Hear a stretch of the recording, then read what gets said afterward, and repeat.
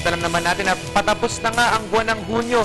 At pag pumapasok ang buwan ng Hunyo, alam naman natin ang talaga naiisip natin ay panahon ng kasal. At syempre, hindi naman mawawala ang mga June brides. Kaya naman ito, alamin naman natin para sa mga gustong ikasal at yung mga kinasal na nga kung paano malalaman yung mga magagandang gowns para sa inyo.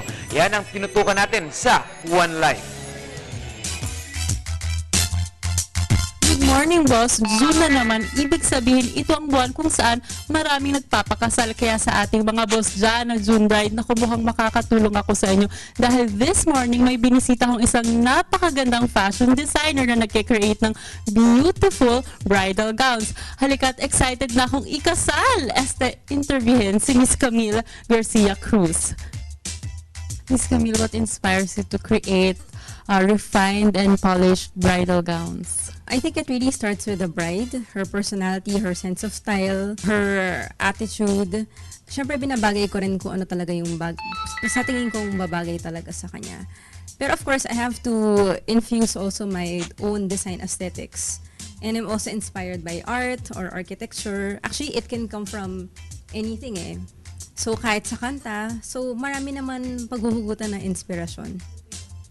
So sa bawat dress po na ginagawa ninyo, ano pong marka ang inyong iniiwan? Yung designs ko may distinctive look of being polished and refined.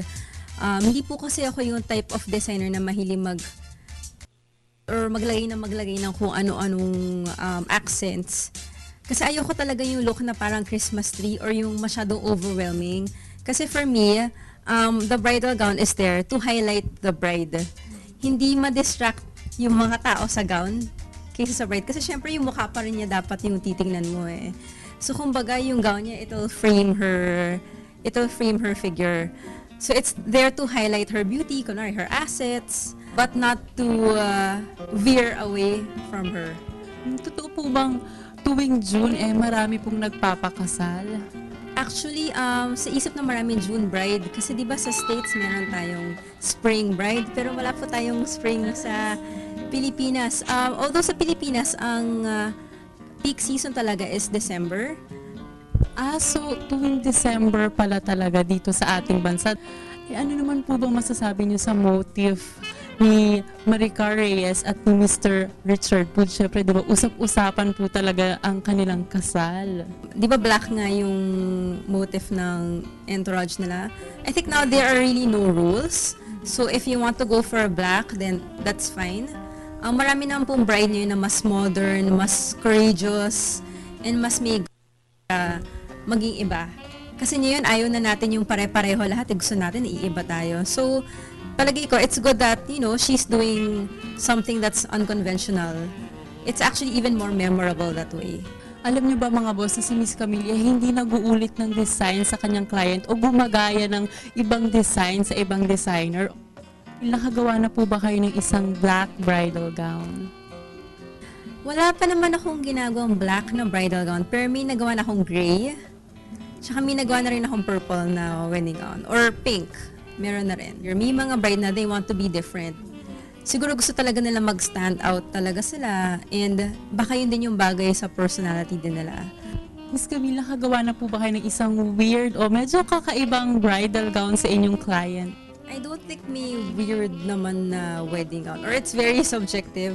Kunwari, may mga may red na rin ako nagawang wedding gowns.